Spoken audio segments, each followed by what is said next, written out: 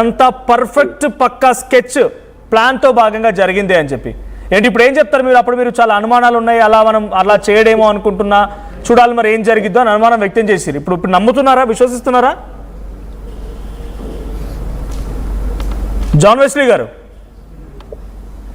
నమస్తే అండి. ఇప్పుడు నమ్ముతున్నారా మీరు? నమ్మడానికి ఏముందండి, ఇప్పుడు అతను ఆల్రెడీ అన్ని కూడా బహిర్గతం అయిపోయింది. ఇప్పుడు బైబిల్లో కూడా మాట ఉంటుంది, రహస్యమైనది ఏది బయలుపరచబడక మానదని. అతను ఎవరికీ తెలియదు అనుకున్నాడు, పిల్లి పాలు తాగుతున్నట్టు కళ్ళు మూసుకుని ఇంకెవరికి తెలియదు కదా అనుకున్నట్టుగా అతను బిహేవ్ చేసినాడు. ఏంటంటే కేవలం ఒక నేమ్ కోసం, ఫేమ్ కోసం 10 మందికి తెలియాలి, ఏదో రీతిగా పబ్లిసిటీ అయ్యి సింపతి పొందుకుని అదేదో పార్టీ పెట్టాడు కాబట్టి ఆ పార్టీని ఏదో ఓ 10 మందికి తెలుసుకునేలాగా 10 మంది దగ్గర 10 రూపాయలు దండుకునేలాగా అతను ప్లాన్ చేశాడు. ఇప్పుడు నేను అదే చెప్పాను, చట్టం తన పని తాను చేసుకుపోద్దని నేను చెప్పాను. అలాగే పోలీసు వ్యవస్థ, ప్రభుత్వం కూడా ఈ విషయం మీద కూలంకుషంగా మరి విచారణ జరిపి ఒక దర్యాప్తు చక్కగా చేసి దొండగులు ఎవరైతే ఉన్నారో వాళ్ళని కఠినంగా శిక్షించాలని చెప్పాం.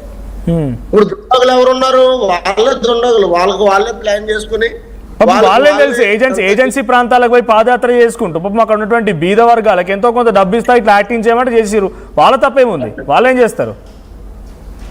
ఇప్పుడు ఇతను చేసిన పని వల్ల పాపం సరదాగా ఆ ఇన్స్టాగ్రామ్స్ లో రీల్ తీసుకునే పిల్లల మీద కూడా కేసులు పడ్డాయి. ఇప్పుడు ఆ పిల్లలందరినీ కూడా అతను మరి యాక్చువల్ గా ఇది బాల నేరస్తులు టైప్ లో కూడా ఇది శిక్ష పడిపోద్ది కదండి. అలా మైనర్స్ అందరూ కూడా ఇతను అలా చేయడం వల్ల ఆ చైల్డ్ యాక్ట్స్ కూడా ఇతని మీద వర్తిస్తాయి. కాబట్టి మేము ప్రభుత్వం నిర్ణయించుకున్నది ఏంటంటే ఇలాంటి చీడ పురుగుల్ని వెంటనే శిక్షించి ఒక మంచి మెసేజ్ ని సమాజానికి అందిస్తే ఇలాంటి వారు ఎవరు కూడా ఇంక బయటికి రారు. కాబట్టి ఒంటి మీద వచ్చిన గాయం ఉంది, కుట్లు కూడా పడ్డాయని మీరు చెప్పారు, 3 స్టిచెస్ ఏదో పడ్డాయని అన్నారు. ఆ కాల్ మీద స్టిచెస్ పడ్డాయని ఏదో అన్నాడండి నిన్న రాత్రి కూడా.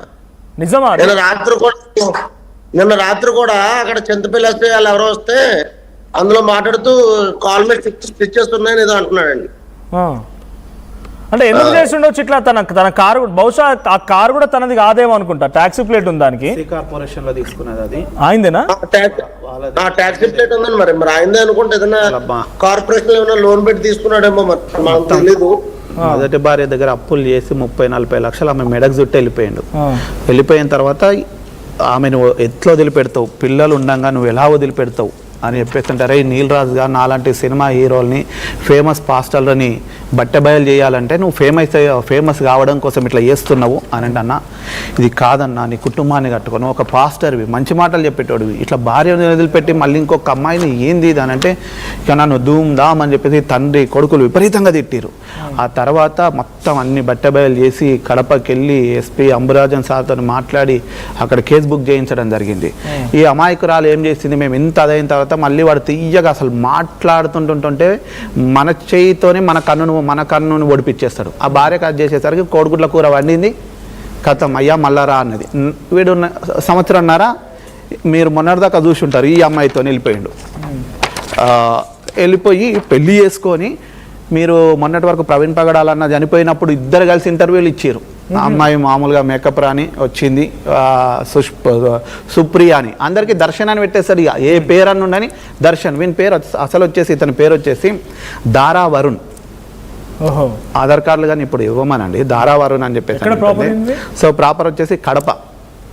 సో మొన్నటి వరకు సినీ హీరో అని, సినీ హీరో నాడు సినీ హీరో, ఇప్పుడు నేడు క్రీస్తు సైనికుడు అని చెప్పేసి ఒకప్పుడు సినిమా హీరోనే ఇప్పుడు నేటి యువ పాస్టర్ అని చెప్పేసి. పాస్టర్ పోయి బ్రదర్ అభినయ్ దర్శన్ వచ్చిన, బ్రదర్ పోయి పాస్టర్ అభినయ్ దర్శన్ వచ్చింది, పాస్టర్ పోయి రెవరెండ్ అభినయ్ దర్శన్ వచ్చింది, రెవరెండ్ పోయి doctor Abhinay Darshan. 10th class fail అయినా ఇక ఏమన్నా లోఫర్గా అనొచ్చా?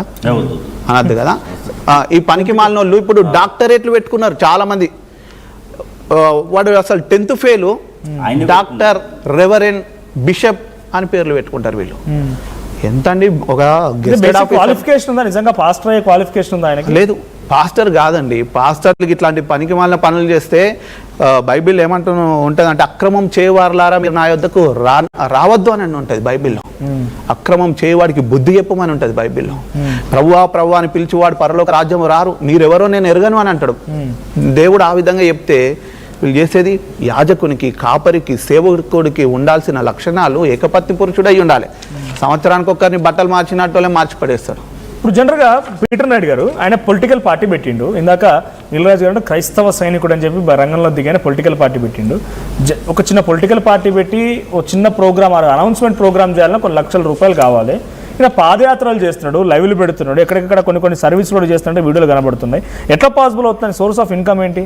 అంటే నేను ఆయనతో పర్సనల్గా మాట్లాడినప్పుడు సార్, అంటే ఫస్ట్ ఆఫ్ ఆల్ ఆయన్ని పాస్టర్ని పిలవడం అనేది ఒకటి మనము కట్ చేసుకుంటే బాగుంటుంది. ఎందుకంటే ఆయన పాస్టర్ వృత్తిని వదిలిపెట్టి పాలిటిక్స్లోకి వచ్చారు కదా, maybe we can speak like is a politician అని చెప్పి మాట్లాడవచ్చు. ఎందుకంటే ఇప్పుడు ఎగ్జాంపుల్ ఐఏఎస్ ప్రవీణ్ గారు ఉన్నారు, ఆర్ఎస్ ప్రవీణ్ గారిని still we cannot call him as an IPS. Vijay Kumar గారు ఉన్నాడు, we cannot call him as an IAS. అలా అయిపోయి ఎక్స్, సో ఎక్స్ పాస్టర్ అనుకోవచ్చు, లేదా ప్రజెంట్ పొలిటీషియన్ అని చెప్పి మాత్రం మనం మాట్లాడుకోవచ్చు. ఇప్పుడు పొలిటీషియన్ ఎవరైతే దర్శన్ గారు ఉన్నారో, మేబీ జగన్ అన్నని ఇన్స్పిరేషన్గా తీసుకొని కోడికత్తి డ్రామా అని చెప్పి, ఆ డ్రామానో రియాలిటీ వి డోంట్ నో, దాంతో ఆయన ప్రచారంలో సరే ఏదో రాయి తగిలిందని చెప్పి అది కూడా టీడీపీ వాళ్ళ డ్రామా అని చెప్పి వీళ్ళేమో రియలైజ్ అట్లా తీసుకొని ఒకవేళ ప్లాట్ఫామ్గా ఏమన్నా సింపతి లేకుంటే అటెన్షన్ గెయిన్ చేయడానికి డ్రామా ఒకవేళ చేసి ఉంటే 110% క్రైస్తవ సమాజం ఎట్టి పరిస్థితులు క్షమించే ప్రసక్తి లేదు.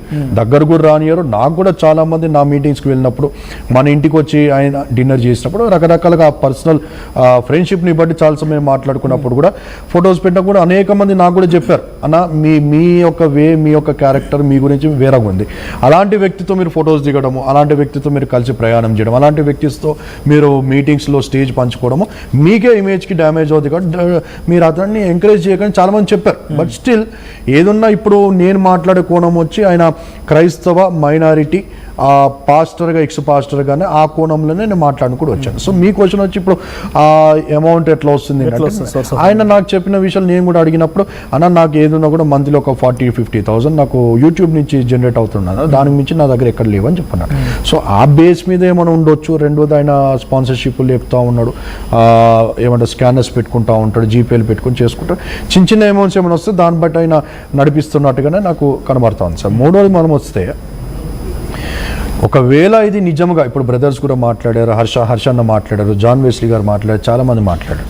ఒకవేళ ఇది, ఎందుకంటే నిన్న అభినయ్ దర్శన్ని మా టీవీ వంశీ గారు మాట్లాడినప్పుడు కూడా అభినయ్ దర్శన్ ఆ కార్ ఎక్కే ముందు, పోలీసులు హ్యాండ్ ఓవర్లోకి వెళ్ళే ముందు కూడా అభినయ్ దర్శన్ చెప్తున్న మాట ఏంటంటే, ఆ జర్నలిస్టుతో కూడా అంటారు నీకు కనబడట్లేదు అని చెప్పి ఆ ప్యాంటు కూడా పైకి లుంగి అనుకుంటా వేసుకొని చూపెట్టి దెబ్బ తాకింది, ఇది నేను డ్రామా చేస్తానని చెప్పి చివరి మూమెంట్లో కూడా అభినయ్ దర్శన్ ఆడియో ఉంది, ఆడియో ప్లే చేయండి. అది ఏదైతే పోలీసులు బయట పెట్టారో ఆడియో ప్లే చేయండి.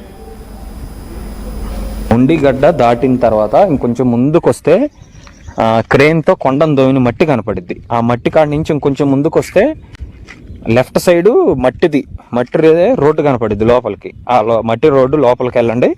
ఈ లోపల మేము వస్తాం. కారు దూరం ఆగిద్ది. కారు దూరం